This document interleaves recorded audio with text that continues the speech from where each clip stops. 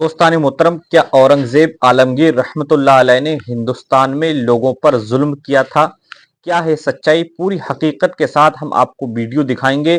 Video है ध्रुव राठी का, जो फैक्ट के साथ, सच्चाई के साथ सब कुछ दिखाते हैं। मेरे दोस्तों, आप इनका ये पूरा वीडियो देख लीजिए। इस वीडियो को देखने के बाद आप खुद समझ जाएंगे कि औरंगजेब आलमगीर रहमतुल्लाह अलैह ने क्या जुल्म किया था और क्या उनके ताल्लुक से जो अफवाहें फैलाई जाती हैं वो सच हैं या हकीकत है।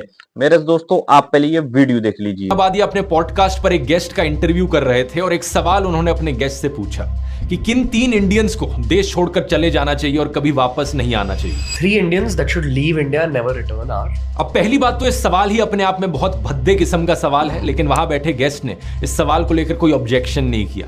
उन्होंने 3 इंडियंस के नाम गिनाने शुरू कर दिए। अब ये सवाल अगर आपसे पूछा जाएगा तो आपके मन में क्या आएगा? देश के सबसे बड़े आतंकवादी, गैंगस्टर्स, मर्डरर्स, या फिर आप सबसे बड़े भ्रष्टाचारी, करप्ट लोगों के नाम सोचोगे जिन्होंने लाखों करोड़ों रुपए की चोरी कर रखी हो। लेकिन नहीं, इस आदमी ने जो 3 नाम सुना है वो कुछ और ही थे। बरखा दत्त, प्रोफेसर इरफान हबीब, रोमिला थापर। बरखा दत्त एक जर्नलिस्ट है जिनका नाम आपने सुना होगा, लेकिन बाकी जो 2 नाम हैं, इरफान हबीब और रोमिला थापर, ये एक्चुअली में हिस्टोरियंस हैं। आखिर इतनी एक्सट्रीम नफरत किसी के दिल में हिस्टोरियंस को लेकर आखिर क्यों होगी? इसके पीछे जवाब है दोस्तों इस ब्रेन वॉशिंग माफिया का दूसरा डिपार्टमेंट। क्योंकि रोमिला थापर कहती हैं कि हम हिंदू लोग गुलाम नहीं थे। सही सुना आपने, इसी कारण से गुस्सा है ये लोग रोमिला थापर से, क्योंकि वो कहती हैं कि हमारे जो पूर्वज थे, हमारे पूर्वज हिंदू लोग किसी के गुलाम नहीं थे, वो आजाद लोग थे। ये बड़ी दिलचस्प बात है, क्योंकि आमतौर पर हमारे समाज में लोग एक दूसरे को गाली देते हैं ऐसी चीजें कहकर कि तुझे तो मैं अपने घर पे नौकर भी ना रखूं, तेरी औकात क्या है, तू तो गुलाम है। और लोग ऑफेंडेड फील करते हैं जब उन्हें गुलाम या नौकर बुलाया जाए तो। लेकिन यहाँ पर केस इसका बिल्कुल उल्टा है। रोमिला थापर कहती हैं कि आप गुलाम नहीं थे, आप नौकर नहीं थे, लेकिन ये भाजपाई हिंदू, उनसे गुस्सा है इस चीज को लेकर कि कैसे कह दिया कि हम आजाद थे, ऐसे कैसे हमसे गुलामी का लेबल आपने छीन लिया। रोमिला थापर, भारत छोड़ो।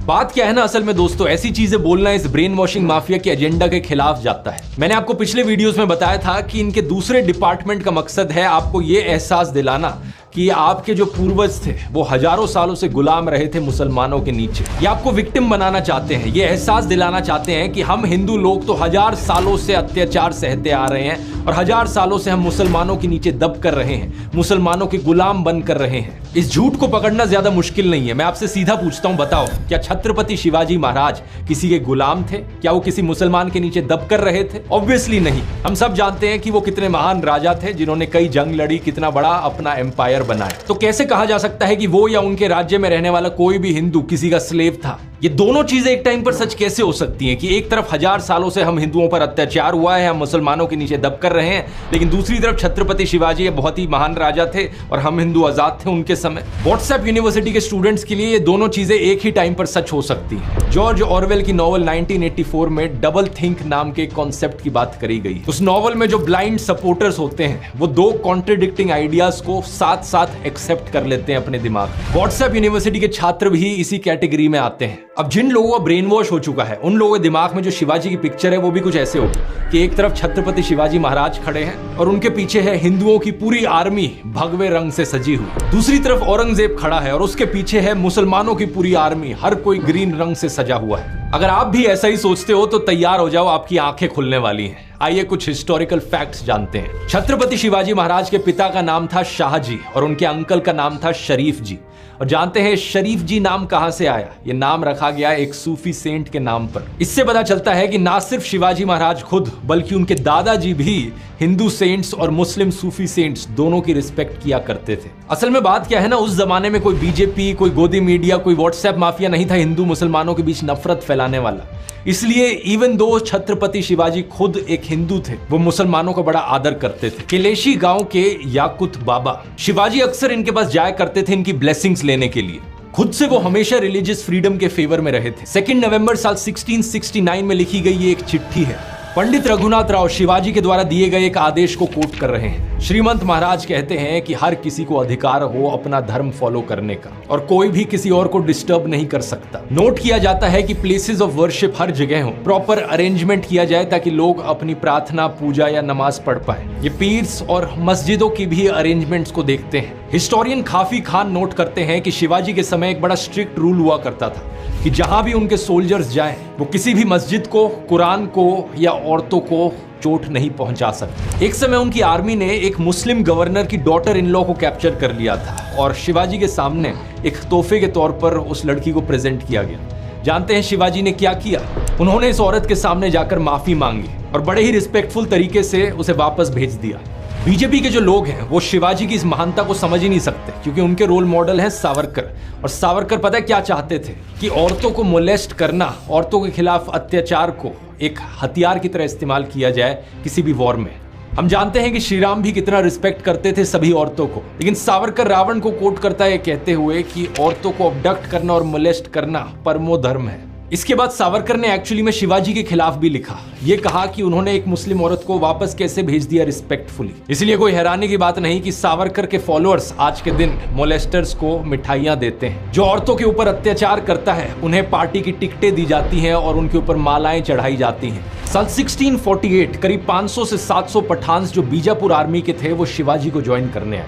शिवाजी के मिलिट्री एडवाइजर गोमाजी नायक पानसंबल ने उन्हें कहा कि ये लोग आपकी रेपुटेशन देखकर आए हैं, इन्हें वापस मोड़ देना सही नहीं होगा। ग्रैंड डफ के द्वारा लिखी गई किताब हिस्ट्री ऑफ द मराठास में हमें पता चलता है कि छत्रपति शिवाजी ने इस एडवाइस को ना सिर्फ सुना बल्कि इसे अपनी पॉलिसी बना दिया। इसी की वजह से ही शिवाजी की आर्मी में ढेर सारे मुसलमान थे और बहुत से मुस्लिम जनरल्स भी थे।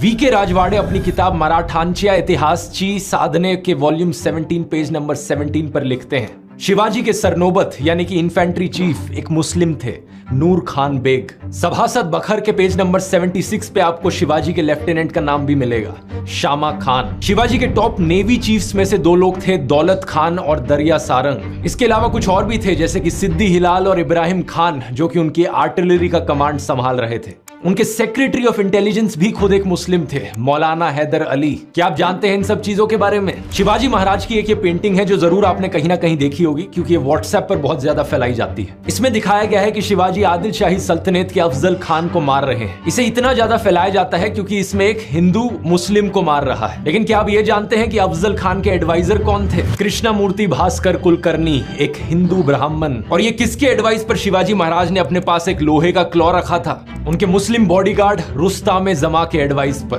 तो यहाँ एक हिंदू राजा का एक मुस्लिम बॉडीगार्ड था और वहां एक मुस्लिम राजा का एक हिंदू एडवाइजर था। ये सारी चीजें आपको व्हाट्सएप पर कभी नहीं बताई जाएंगी क्योंकि उनके ब्रेन वॉश करने के एजेंडा के खिलाफ जाता है। अच्छा, और औरंगजेब का क्या यहाँ पर? औरंगजेब की बात करके हमने इस वीडियो की शुरुआत करी थी। व्हाट्सएप के अनुसार औरंगजेब तो एक कट्टर मुसलमान था जो हिंदुओं के खिलाफ था, तो इसका मतलब उसकी आर्मी में तो कोई हिंदू हो नहीं सकता ना। लेकिन गलत। बैटल ऑफ पुरंदर में जहां शिवाजी ने अपने 23 किले खोए, जिसके बाद उन्हें आगरा में एक बंदी बना दिया गया, जानते हैं औरंगजेब की आर्मी को कौन लीड कर रहा था? मिर्जा राजा जयसिंह, एक हिंदू राजपूत। गोविंद पंसारे अपनी किताब हु वाज शिवाजी में बताते हैं कि 400 ब्राह्मणों ने इस लड़ाई के दौरान कोटि चंडी यज्ञ किया था इस उम्मीद से कि शिवाजी की हार हो। और यह सुनने के बाद अगर आप सोचते हो कि ये 400 ब्राह्मण तो एंटी नेशनल लोग थे, तो आपकी सोच गलत है। ये 400 ब्राह्मण लोग सिर्फ पूजा कर रहे थे अपने किंगडम की विक्ट्री के लिए, जिस किंगडम में ये रहते थे। सालेरी की लड़ाई के बाद औरंगजेब के लेफ्टिनेंट्स ने दक्षिण में एक हिंदू ब्राह्मण को एम्बेसडर के तौर पर भेजा था ताकि शिवाजी से वापस से फ्रेंडली रिलेशंस बनाए जा सके। दूसरी तरफ से शिवाजी ने काजी हैदर को अपना दूत भेजा, यानी कि एक मुस्लिम राजा का हिंदू एम्बेसडर था और एक हिंदू राजा का एक मुस्लिम एम्बेसडर था। और ये इकलौता ऐसा एग्जाम्पल नहीं है, ऐसे ढेर सारे एग्जाम्पल्स आपको मिल जाएंगे। औरंगजेब ने अपने चीफ दीवान के तौर पर एक हिंदू को अपॉइंट किया था, राजा रघुनाथ रे। और साल 1664 में जब रघुनाथ रे का देहांत हुआ, पता है औरंगजेब ने क्या कहा था? कि ये इतिहास के सबसे महान एडमिनिस्ट्रेटर थे जिन्हें जानते थे। औरंगजेब के शासन में मुगल हुकूमत में एलीट लेवल्स पर जो हिंदू पार्टिसिपेशन था वो 50% बढ़ गया था। मुगलों में जो नोबिलिटी थी, नवाब्स और निजाम्स की, उनमें हिंदूज की पॉपुलेशन 31.6% पर थी। एम आथर अली अपनी किताब the Mughal nobility under Aurangzeb के पेज नंबर 35 पर लिखते हैं, साल 1679 में करीब 72 राजपूत मनसबदार थे औरंगजेब के अंडर। मराठा मनसबदारों की संख्या इससे भी ज्यादा थी, 96 पर, यानी कि टोटल में से 1/5 सिर्फ मराठा थे। औरंगजेब ने इतने मराठाओं को एम्प्लॉय कर रखा था ताकि वो डेक्कन तक अपनी पहुंच बना सके। लेकिन क्या इन सब चीजों का मतलब यह हुआ कि औरंगजेब एक सेक्युलर राजा था जो सभी धर्मों को एक बराबर देखता था? नहीं। औरंगजेब के समय में एक्चुअली में कई हिंदू मंदिरों को तोड़ा गया था। Historian S.A.A. रिजवी लिखते हैं कि जो अकबर के समय पॉलिसी थी को एग्जिस्टेंस की, सभी धर्मों को एक बराबर देखने की, औरंगजेब के शासन में वो धीरे धीरे खत्म होती गई। साल 1665 में औरंगजेब ने हिंदू ट्रेडर्स पर लग रही कस्टम ड्यूटीज को बढ़ाया और दुगना कर दिया जो मुस्लिम ट्रेडर्स पे करते थे उससे। 2 साल बाद मुस्लिम्स पर लगने वाली सारी कस्टम ड्यूटीज को अबॉलिश कर दिया गया। साकी मुस्तईद खान की मासिर-ए-आलमगिरी एक फारसी भाषा की किताब है। इसमें लिखा गया है कि कैसे औरंगजेब ने ऑर्डर्स दिए थे कि हिंदू मंदिरों को तोड़ दिया जाए ताकि इस्लाम को ढंग से एस्टैब्लिश किया जा सके। व्हाट्सएप का माफिया प्रोफेसर और हिस्टोरियन इरफान हबीब को एक विलन बना देता है क्योंकि वो कहता है कि इरफान हबीब कभी इनकी बात ही नहीं करते, लेकिन एक्चुअली में प्रोफेसर इरफान हबीब ने कभी भी इन चीजों को मना नहीं किया। इन्होंने कहा है कि कैसे औरंगजेब ने मथुरा और वाराणसी में मंदिरों को तोड़कर मस्जिद बनाए। एक और हिस्टोरियन जिनके खिलाफ बहुत नफरत फैलाई जाती है इस माफिया गैंग के द्वारा, वो है ऑड्री ट्रुश्के। लेकिन उनके इस आर्टिकल को देखिए जो इन्होंने स्क्रॉल में लिखा था। इन्होंने भी कह रखा है कि औरंगजेब ने बड़े बड़े मंदिरों को टारगेट किया। लेकिन अब तैयार हो जाइए दोस्तों कहानी में एक ट्विस्ट के लिए। साल 1654 में औरंगजेब ने एक प्रिंसली ऑर्डर भेजा था राणा राज सिंह को, जो कि मेवाड़ के हिंदू राजपूत राजा थे। इन्होंने कहा था कि बड़े बड़े राजा ईश्वर की परछाई होते हैं और हर राजा को इस बात पर ध्यान देना चाहिए कि हर मजहब के लोग उसके शासन में शांति से रहें, प्रॉस्पेरिटी में रहें। एकदम इन्होंने वक्त बदल दिया, जज्बात बदल दिए, जिंदगी बदल दी। इसी चिट्ठी में इन्होंने हर उस राजा के खिलाफ लिखा जो तासुब करता है, बिगिटरी करता है, किसी भी भगवान की जगह को तबाह करके। इन्होंने लिखा कि जब ये सत्ता में आएंगे तो इन सारी अन इस्लामिक प्रैक्टिसेस को होने से रोक देंगे। इतना ही नहीं, आगे सुनो। औरंगजेब ने अपने आप को राजा घोषित किया 31 जुलाई साल 1658 को और फरवरी 1659 में उसने एक फरमान भेजा बनारस में। इस फरमान में लिखा था कि उन्हें पता चला है कि कुछ हिंदू लोगों को यहाँ पर हरास किया गया है, स्पेशली कुछ ब्राह्मण लोग जो यहाँ पुराने पुराने मंदिरों में बैठे हुए हैं। इन्होंने इस फरमान में लिखा कि सभी ऑफिशियल्स को ऑर्डर किया जाता है कि कोई भी इस जगह में डिस्टरबेंस नहीं फैलाएगा, ना किसी ब्राह्मण ना किसी हिंदू पर कोई चोट आनी चाहिए। ये कोई 1-2 ऐसे इंसिडेंट्स नहीं है, काफी है। साल 1687 में औरंगजेब ने बनारस के एक घाट पर खाली जमीन पर ऑर्डर किया कि यहाँ पर घर बनाए जाएं पायस ब्राह्मण्स और होली फकीर्स के लिए। साल 1680s में औरंगजेब ने एक रिलीजियस डिस्कशन करी बैरागी हिंदू शिव मनगलदास महाराज के साथ और तोहफों की उन्होंने बरसात करी। साल 1691 में चित्रकूट में एक बालाजी मंदिर को सपोर्ट करने के लिए उन्होंने महंत बालक दास निर्वाणी को जमीन दी, टैक्स फ्री, और 8 गांव दिए। लिस्ट बहुत लंबी है। इलाहाबाद, वृंदावन, बिहार, अलग अलग जगहों पर औरंगजेब ने मंदिरों को बनाने के लिए जमीन दी या लोगों को बढ़ावा दिया कि वो मंदिर बनाए। सेम पॉलिसी हिंदुओं के लिए ही नहीं बल्कि जैन्स के लिए भी एक्सटेंड करी गई। लेट 1650s में औरंगजेब ने जमीन दी शत्रुंजिया, गिरनार और माउंट अब्बू की जगहों पर। ये सारी जैन पिलग्रिमेज डेस्टिनेशंस है गुजरात में। ये सब सुनकर दोस्तों आप थोड़ा कंफ्यूजन में आ रहे होंगे कि एक तरफ औरंगजेब मंदिरों को तोड़ रहा था लेकिन दूसरी तरफ मंदिर बनाने के लिए ये जमीन दान कर रहा था। ये कैसे हो सकता है? औरंगजेब एक कम्युनल राजा था या एक सेक्युलर राजा था? इस सवाल का जवाब ढूंढने में मैं आपकी थोड़ी मदद करता हूं। आप मुझे ये बताओ, बीजेपी पॉलिटिशियन नरेंद्र मोदी क्या ये एक कम्युनल पॉलिटिशियन है या ये एक सेक्युलर पॉलिटिशियन है? टाइम्स ऑफ इंडिया के एक आर्टिकल में एमिनेंट हिस्टोरियन हरबंस मुखिया नरेंद्र मोदी को एक मॉडर्न पैरेलल बुलाते हैं औरंगजेब का।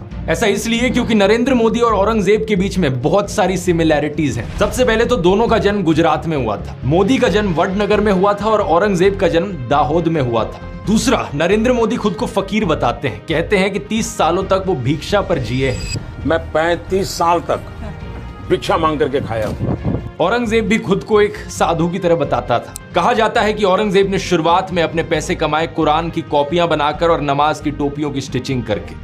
तीसरा, दोनों के दोनों सत्ता के बड़े भूखे थे और इस सत्ता के लालच में आकर दोनों ही कभी कम्युनल बन जाते, कभी सेक्युलर बन जाते, डिपेंडिंग अपॉन द सिचुएशन। मैं अपने मन से बनाकर नहीं बोल रहा इन चीजों को, इन आर्टिकल्स को देखो। नरेंद्र मोदी इस्लाम की प्रशंसा कर रहे हैं कि इस्लाम पीस और हार्मनी का मैसेज फैलाता है। पीएम मोदी कहते हैं कि मुसलमान यूथ के लिए उनका एक विजन है, एक हाथ में कुरान हो और दूसरे हाथ में कंप्यूटर हो। पीएम मोदी कहते हैं कि मालदीव्स की आइकॉनिक फ्राइडे मस्जिद की कंजर्वेशन में इंडिया मदद करेगा। पीएम मोदी बीजेपी वर्कर्स को एडवाइस देते हैं कि प्लीज एंटी मुस्लिम रिमार्क्स मत फैलाओ।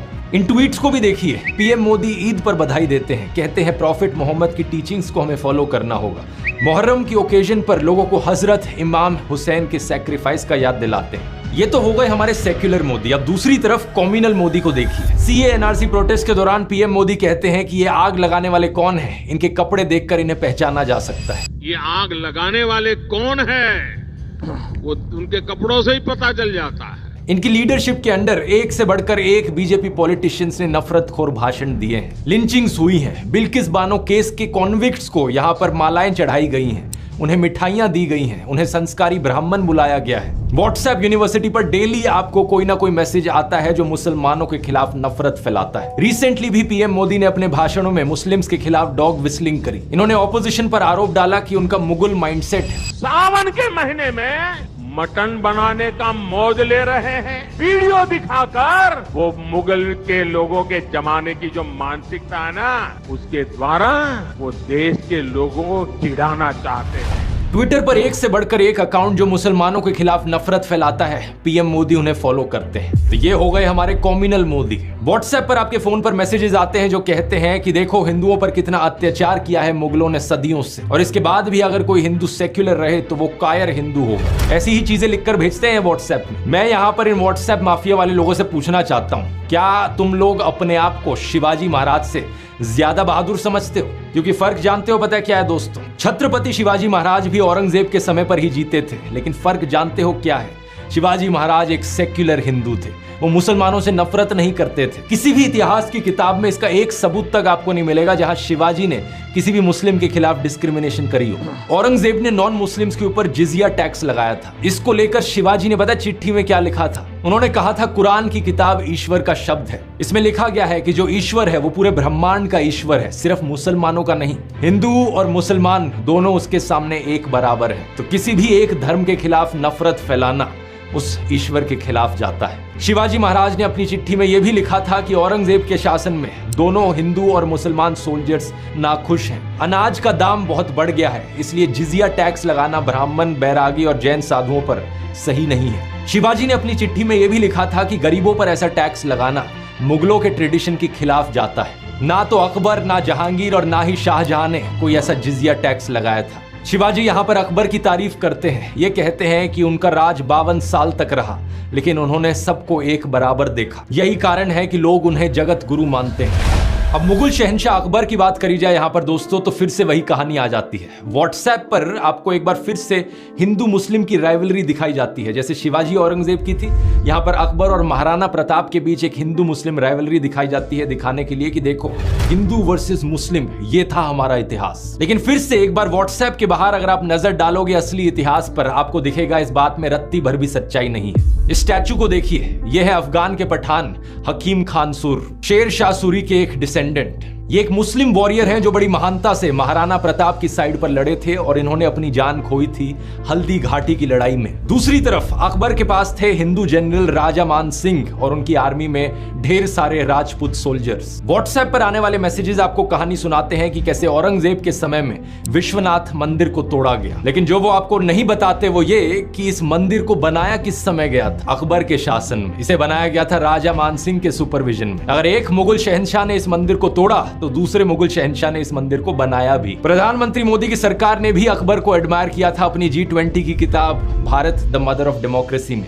इसके 38 पेज पर लिखा है कि कैसे तीसरे मुगल बादशाह अकबर एक तरीके की डेमोक्रेसी प्रैक्टिस करते थे, जहां पर सभी धर्मों को एक बराबर देखा जाता था। अकबर ने सुलह एक कुल की डॉक्ट्रिन इंट्रोड्यूस करी थी, जिसका मतलब है पीस फॉर ऑल, सबके लिए शांति रहे। इस बुकलेट में नवरत्न का भी मेंशन किया गया है, जो कि 9 वाइज लोग थे जो अकबर के काउंसलर्स थे, जिनकी मदद से अकबर ने जनता के हक में स्कीम्स को इंप्लीमेंट किया था। और व्हाट्सएप के छात्रों के लिए मैं ये भी बता दूं, इन 9 में से 4 एक्चुअली में हिंदू थे, राजा टोडरमल, राजा मानसिंह, राजा बीरबल और तानसेन। क्या आप ये जानते हो संत तुलसीदास ने रामचरितमानस को भी अकबर के शासन में लिखा था? इतना ही नहीं, रामलीला की शुरुआत भी इसी समय हुई थी मेघा भगत के द्वारा, जो कि तुलसीदास के ही एक डिसिपल थे। बहुत सी हिंदू एपिक्स जैसे कि रामायण, महाभारत, विष्णु पुराण और कथा सरित सागर, इन सब को इसी समय के दौरान अकबर के शासन में पर्शियन में भी ट्रांसलेट किया गया था। सिर्फ अकबर ही नहीं, मुगल प्रिंस दारा शिकोह ने भी 52 उपनिषद और भगवत गीता को पर्शियन में ट्रांसलेट किया था। इनका मानना था कि उपनिषद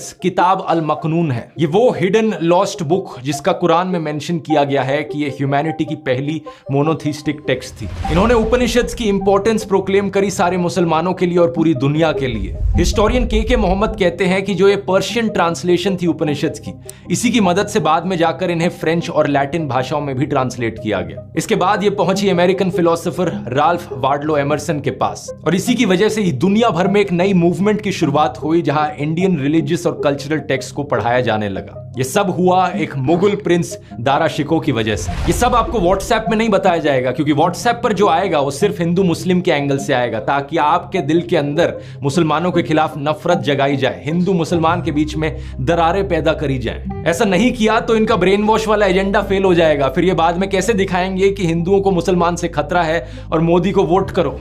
दिल्ली की दलहौजी रोड को भी रीनेम किया गया दारा शिकोह रोड में बीजेपी लेड एनडीएमसी के द्वारा फरवरी 2017 में। और 2020 में मोदी सरकार की मिनिस्ट्री ऑफ कल्चर ने भी एक 7 मेंबर का पैनल सेटअप किया था under the archaeological survey of India, ताकि मुगल प्रिंस दारा शिकोह की ग्रेव को लोकेट किया जा सके। और जब हम यहाँ पर मुगलों की और सेक्युलरिज्म की बात कर रहे हैं तो हम आखिरी मुगल बहादुर शाह जफर को कैसे भूल सकते हैं। क्या आप जानते हैं वो ईद मनाने के साथ साथ दशहरा और दिवाली भी मनाते थे। बहादुर शाह जफर और उनके बेटे ब्रिटिश कॉलोनियलिज्म के सख्त खिलाफ थे।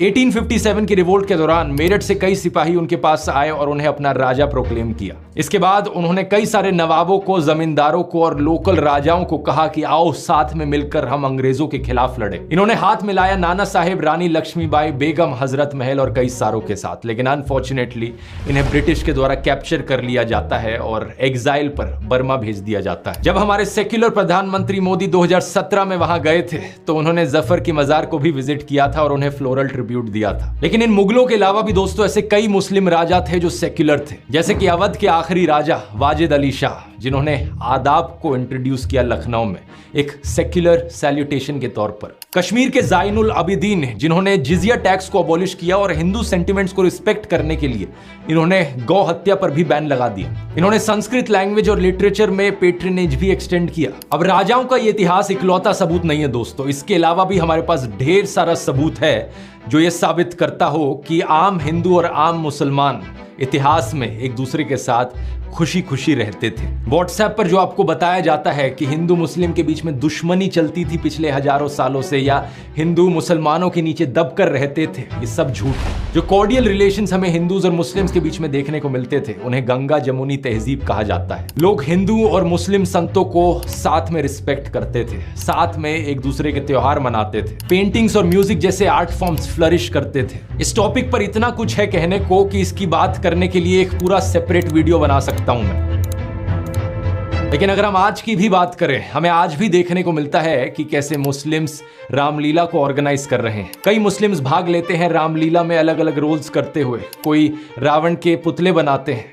कितनी ही फोटोज आपको मिल जाएंगी जहां पर मुसलमान बच्चे अपने आप को राधा और कृष्ण की तरह ड्रेसअप करके जन्माष्टमी बनाते हुए दिखते हैं। मुस्लिम सिंगर मोहम्मद रफी, मुस्लिम लिरिसिस्ट शकील बदायूनी, मुस्लिम म्यूजिशियन नौशाद, इन सब ने कैसे कैसे भजन्स बनाए हैं क्या आप जानते भी हैं? मन तरपत हरि दर्शन को आज मोरे तुम बिना बिगड़े।